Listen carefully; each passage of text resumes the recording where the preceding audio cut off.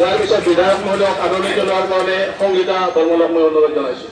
সম্বৰ্ধনা অনুষ্ঠানটো দীঘলীয়া হ'ব, সেইকাৰণে আমি সকলোৰে নাম জিতু বুঢ়াগোহাঁই ডাঙৰীয়া,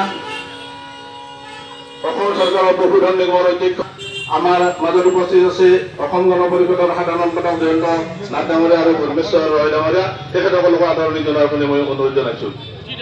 আমাৰ মাজত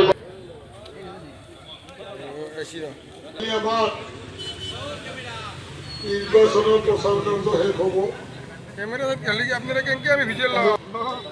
যে আমাৰ অতুল মহাদেব বা কেশৱ মহন্তদেৱ কোনোবা গতিকে আপোনালোকক আমি অনুৰোধ জনাইছোঁ যে য'ত আপোনালোকে দলৰ মাননীয় অতুল বৰা ডাঙৰীয়া আহি উপস্থিত হৈছে, তেখেতক মই আসন গ্ৰহণ কৰিবলৈ অনুৰোধ জনাইছোঁ।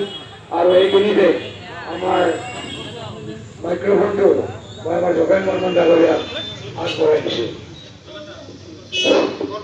বিশিষ্ট ব্যক্তিসকলক আদৰণি জনাব বিচাৰিছোঁ।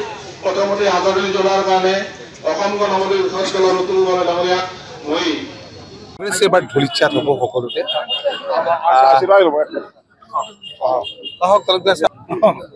আজি তালুকদাৰ ডাঙৰীয়া, শনি তালুকদাৰ ডাঙৰীয়া সমষ্টিতে আহিলোঁ। ইয়াত আমাৰ অগপৰ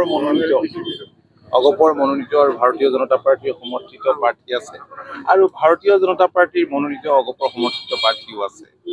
ZPCত আছে অগপৰ মনোনীত প্ৰাৰ্থী অৰবিন্দ তালুকদাৰ, ঠিক তদ্ৰুপ AP মেম্বাৰসকলত তেনেধৰণৰ মনোনীত আৰু সমৰ্থিত প্ৰাৰ্থী আছে দুয়োটা দলৰ।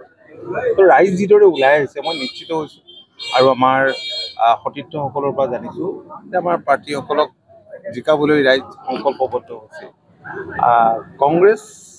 কংগ্ৰেছটো মই ভাবোঁ যে এইবাৰ বিধ্বস্ত হ'ব এই ইলেকশ্যনত। ইয়াততো নাই, আপোনালোকে দেখিছে সমষ্টি পুনৰ নিৰ্ধাৰণ হোৱাৰ পাছত পঞ্চায়তবিলাকৰো যিটো আকাৰ বেলেগ বেলেগ সমষ্টিৰ জিলা পৰিষদ আৰু পঞ্চায়তবিলাকৰ আকাৰো সলনি হ'ল, জনগাঁথনি সুকীয়া হ'ল। ৰাইজে খুব উৎসাহেৰে লাগিছে। আৰু আপোনালোকে জানেই যে প্ৰথম পৰ্যায়ৰ যি নিৰ্বাচন 2 তাৰিখে হৈ গ'ল, এই 2 তাৰিখৰ নিৰ্বাচনতো NDAৰ প্ৰাৰ্থীসকলক যথেষ্ট ৰাইজে মৰম কৰা বুলি আমি ভাবিছোঁ, আশীৰ্বাদ দিয়া বুলি ভাবিছোঁ, সহযোগিতাটো দেখি পেলাই। আৰু 7 তাৰিখেও দিব, কাৰণ কংগ্ৰেছে বহু ঠাইত মনোনয়ন পত্ৰই দিব নোৱাৰিলে।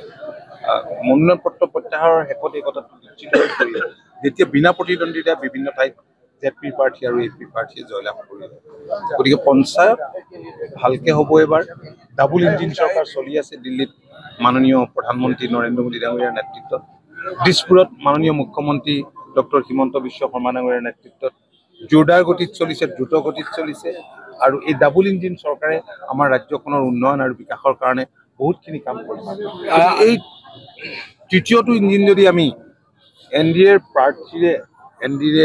প্ৰতিনিধিৰে আমি গঠিত কৰিব পাৰোঁ, তেতিয়াহ'লে 3টা ইঞ্জিনৰ চৰকাৰ আৰু দ্ৰুত গতিত চলিব। যিটো কথা সৰ্বাধিক চৰ্চিত হৈ আছে এতিয়া গৌৰৱ গগৈ প্ৰসংগত, আজি ভূপেন বৰাই কৈছে পাকিস্তানলৈ যাবলৈ কাৰ অনুমতি লাগে, তেওঁ যাব, যুদ্ধ হ'লে তেওঁ গুচি আহিব। গতিকে যাওঁত কি বাধা আছে? ভূপেন বৰাৰ কথাৰ মই উত্তৰ নিদিওঁ। আজি এটা কথা কয়, কাইলৈ এটা কথা কয়। ভূপেন বৰাৰ আস্ফালনটো জানোৱেই আমি সকলোৱে। গতিকে এইবিলাক তেওঁলোকৰ নিজৰ কথা, কিন্তু গোটেই কথাবিলাক ৰাজনীতিকৰ কথাটো কেনেকুৱা, ৰাজনীতিকবিলাকে কি কৰে, ক'ত কৰে, সেই কথাবিলাক আমি কাছৰ ঘৰত থকাৰ নিচিনা। গতিকে মানুহে দেখি আছে, আৰু ৰাইজে সেইবাবেই আপোনালোকে দেখিছে যে কংগ্ৰেছক দিছে, মানে কংগ্ৰেছক আঁতৰাই দিছে, মনৰ পৰা আঁতৰাইছে, হৃদয়ৰ পৰা আঁতৰাইছে। এতিয়া কংগ্ৰেছটো দেশৰ স্বাধীনতা অনা দল আছে। তাহানি জৱাহৰলাল নেহৰুৰ পৰাই যি ইয়াত আমাক প্ৰতাৰণা আৰম্ভ কৰিছে, কাৰণ অসমকতো এটা দিনত বিদায় দিব লৈছিল। তাৰপিছততো আপোনাৰ জৱাহৰলাল নেহৰুৰ পিছত ইন্দিৰা গান্ধী আহিল, ৰাজীৱ গান্ধী আহিল, মনমোহন সিঙৰ পৰা চুংগি আনিল, আৰু এতিয়া ৰাহুলৰ কথাটো নকলোৱেই বা। আৰু অসমৰ যিকেইজন আছে, যিকেইজনে মানে সভাপতিয়ে কেনেকুৱা পালন কৰি আছে, ৰাইজে নিজে নিজে সিদ্ধান্তই লৈছে। কংগ্ৰেছ এইবাৰ ধূলিচ্ছাত হ'ব, কংগ্ৰেছৰ শাসন যাত্ৰা পঞ্চায়ততে আৰম্ভ হ'ব, আৰু কংগ্ৰেছৰ লগত যিবিলাক দল আছে সেইবিলাক শূন্য হ'ব। গৌৰৱ গগৈ কলা পতাকা দেখুওৱা আৰম্ভ কৰিছে এতিয়া ঠায়ে ঠায়ে। দেখুৱাবই, কিয় ভূপেন বৰাই কৈছে যে 9 আচলতে যি আঁচনি 3500 টকালৈ বৃদ্ধি কৰি আঁচনি আনিব।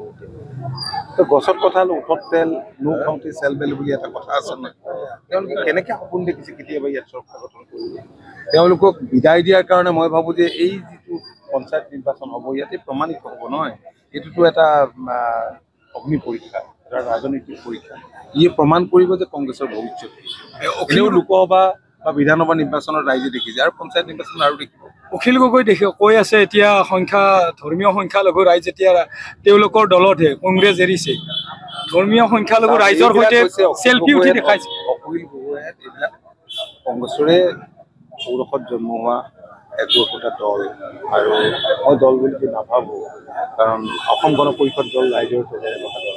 আজি মই য'ত থিয় হৈ আছোঁ ত্ৰিপুৰা মাটিত শ্বহীদ অসমৰ প্ৰথম শ্বহীদ অসম আন্দোলনৰ প্ৰগেশ্বৰ তালুকদাৰৰ জন্ম আৰু সেইকাৰণে অগপ দলৰ ৰুটটো এতিয়াও সফলতা হয় উত্থান হৈছে বিপৰ্যয় হৈছে কিন্তু ৰাইজে এতিয়াও হৃদয়ত ৰাখি থৈছে কিন্তু যিবিলাক দলৰ কোনো কণ্ট্ৰিবিউশ্যন নাই কেৱল এজন দুজন মানুহৰ হাত শক্তিশালী কৰিবলৈ জিকাবৰ কাৰণে দল গঠন কৰে হোটেলত হয় ক'ৰবাত হয় এই দলবিলাকৰ ভৱিষ্যত নাই। আপোনালোকে কংগ্ৰেছৰ ঔৰসত বুলি কয় অখিল গগৈ ভূপেন বৰাই কৈছে মুখ্যমন্ত্ৰীয়ে যিয়ে কয় অখিল গগৈ সেয়ে কয় সদায় কৈ আছে সেইটো কথা।